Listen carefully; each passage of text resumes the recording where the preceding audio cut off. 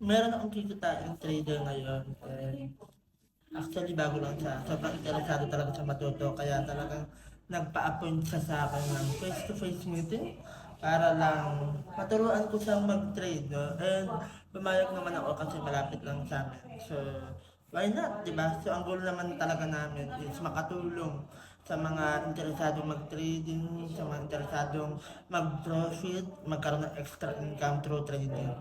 So, ang tinatrade pala namin ay gold and nakaisang linggo na tayo ngayong April. So, let's see kung saan papunta si gold ngayon. Pero, according sa post ni Donald Trump, no, so bibigyan ko lang kayo ng idea kahit di pa kayo marunong o kung marunong na kayo, bibigyan ko kayo ng update. No? So, according sa post ni Donald Trump, yung president ng US, no, ini-encourage nila na yung mga tao is bumili sa US ng gold. No? So, possible yan babagsak o magkakaroon ng malaking bearish movement sa gold natin. Kasi pag tumataas yung US, matik yan babagsak si gold.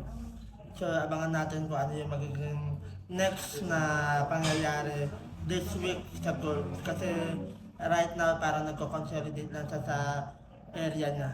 So, tignan natin kung itatap niya ba yung early block sa baba, sa 1 hour, or magdadala-diretso na sa pataas.